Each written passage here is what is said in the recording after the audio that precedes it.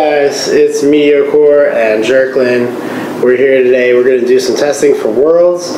We've got the new Anarch ID Quetzal. As you can see, it's a beautiful lady. And then another card with great art is Inject, actually showing Quetzal on the art, as you can see.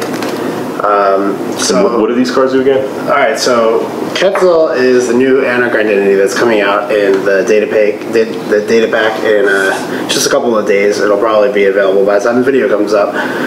What she does is she's zero link, 45-15 runner, Anarch, and you can choose once each turn to break a barrier subroutine for free.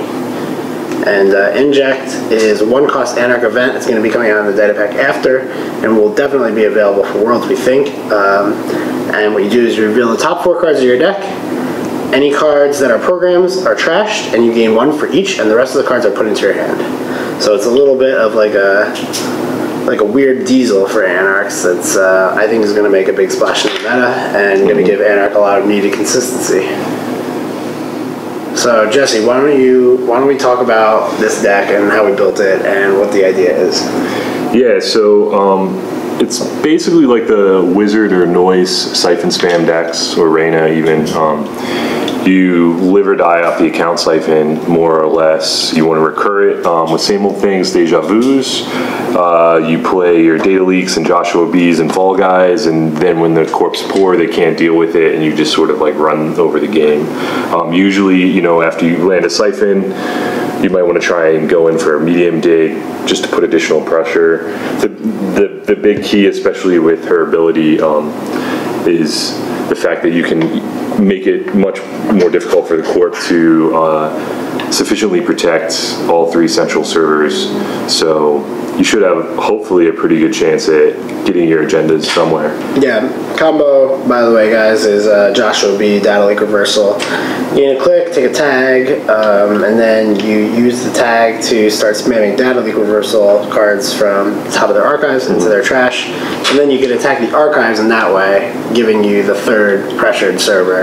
So you've got medium for R&D, you've got account siphon for HQ, and then you've got Data Leak Reversal for archives, and hopefully the fact that their barriers won't be very effective in the early game will keep them off balance long enough that we can start siphoning them. So this is going to be the test.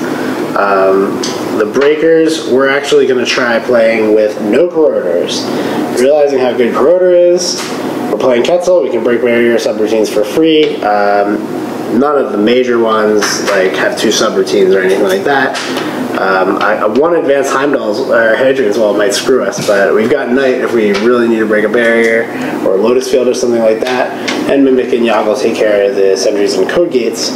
We're just doing pretty much event economy, got some armitage code bustings there, but really the plan is to fund your shenanigans with account siphons. So hopefully we can get in for some siphons, and you know, we'll see how this works. Yeah, I think we're curious about the breakers and then also the econ a little bit when you can't get in for a siphon. So, I mean, we'll probably see either one of 2 things. Either it gets in for a siphon and everything's great, or it doesn't get in for a siphon. So when it doesn't get in for a siphon, then, you know, what happens there? Where does the game go? Does it just die? I think with this sort of deck, you sort of have to...